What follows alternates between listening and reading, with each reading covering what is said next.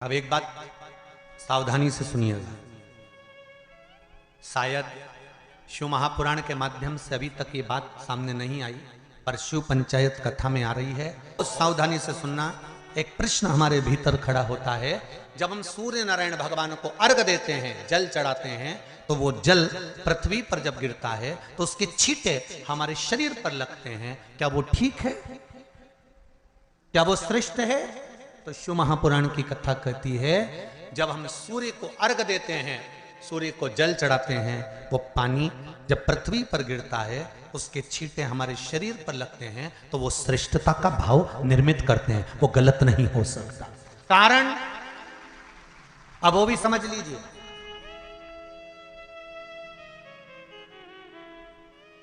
अब सूर्य नारायण भगवान को आप जल चढ़ा रहे हो तो छींटे नहीं लगे, उसके लिए क्या स्टूल पे चढ़ के चढ़ाओगे कि कुर्सी पे चढ़ के चढ़ाओगे? अरे बोलो तो सही। अब कई लोगों के दिमाग में यह बात भरा गई कि हम भगवान को जल चढ़ाते हैं, वो हमारे शरीर में छींटे लगते हैं, जमीन पे से पानी गिरता है, वो हमारे शरीर को छींटे लगते हैं, भगवान को अच्छा नहीं लगता होगा। कौन ने कहा? पहले तो उसको पकड़ के ला। मेरे राम जी महाराज, मेरे भगवान कृष्ण,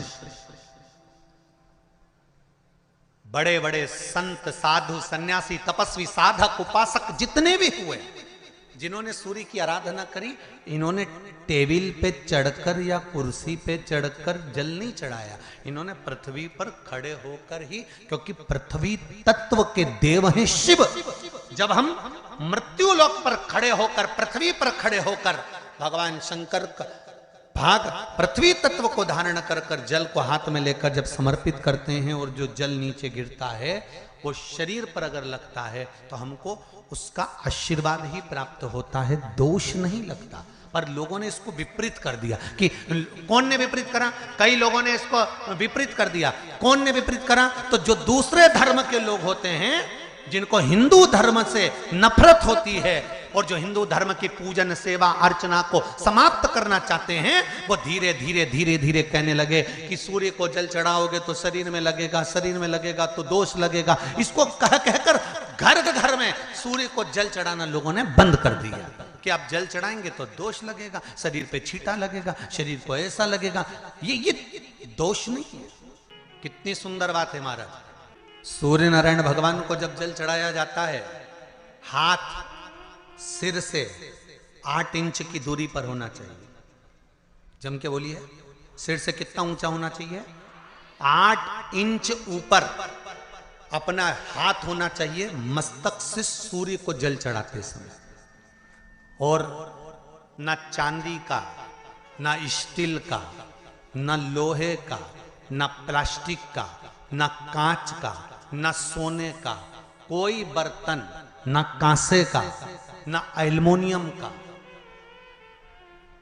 ना पीतल का, केवल एक पात्र होना चाहिए, वो है तांबे का।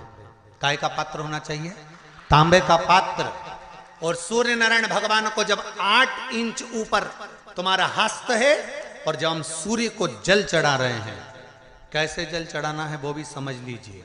अगर कोई कैंसर का मरीज है, जिसके चेस्ट में कैंसर आ गया हो, लेफ्ट में, राइट में कहीं पर कैंसर आ गया हो, या कोई गठान आ गई हो, तो महाराज आप जल चढ़ाते समय उस जल की धार को, सूर्य भगवान को जब चढ़ा रहे हो, तो धार आपकी गठान की ओर जाना चाहिए, जिससे सूर्य की किरण उस जल में से आपके उस स्थान पर पड़े, उस जगह पर पड़े जहां पर गठान है।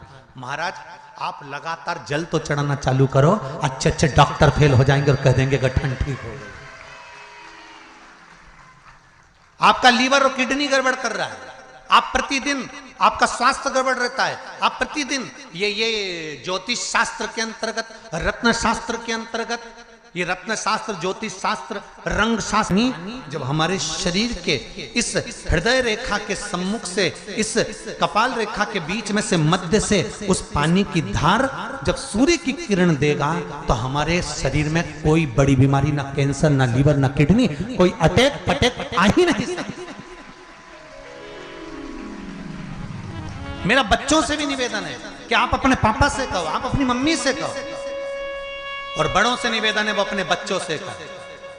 बुजुर्ग माताओं से निवेदन है, अगर आप अपने बच्चों को सुखी देखना चाहती हो, बीमारी में पैसा नहीं लगाना चाहती, आप अपने बच्चों को अंत समय अपनी आंखों से उसको तड़पता हुआ नहीं मरना देखना चाहती, तो सूर्य को अर्घ देना चालू कर दो। क्योंकि सूर्य की किरण जल के साथ जब इस शरीर पर पड़ती है तो शरीर में कोई बीमारी टिक ही नहीं सकती। ये श्रीमद् शिव महापुराण की कथा कह रही है। ये ज्योतिष शास्त्र कहता है, रंग शास्त्र कहता है। हमारे जितने ज्योतिष शास्त्र हैं, रंग शास्त्र हैं, नग बताते हैं, मोती बताते हैं, नीलम बताते हैं, पन्ना बताते हैं, ये सब क्या पहनाते हैं? रंग का क्यों पहनाते हैं? क्योंकि रंग का इफेक्ट इस शरीर पर पड़ता है। कपड़े कौन से कलर के पहन रहा है उसका इफेक्ट इस शरीर पर पड़ता है। उसी तरह 8 इंच ऊपर मस्तिष्क से तुम्हारा हाथ होना चाहिए, तांबे के कलश में जल होना चाहिए, और सूर्य को देखकर उस जल की धार में सूर्य को जल दीजिए। जिंदगी में बीमारी तुमको नहीं घेर सकती, और बीमार हो भी गए हो तो 15-20 दिन करके देखने में कुछ नहीं जाता। बाद में मत करना, श्योर वाला हमारा झूठ बोल रहा होगा, उसमें क्या दिक्कत कह रहे हैं? क्यों बोल रहे हैं इतने? उसका एक कारण है, आज के समय में लोग 80 साल और 90 साल के होकर नहीं जा रहे भाई। आज के समय में लोग अटैक आता है, बीमारी आती है, कैंसर हो गया, शुगर हो गई, बीपी हो गया, 60, 70, 75, 55, 40 में लोगों के प्राण छूट जा रहे हैं। अगर ये पूरी पृथ्वी युवानों से जवानों से अगर विहीन हो जाएगी तो किस काम की? तुम्हारा कमाया गया धन किस काम का हो? कौन कौन ले रहा है नियम? आज से नियम बना लो, एक तांबे का लोटा जल सूर्य नारायण को अर्घ देना है हमको प्रतिदिन।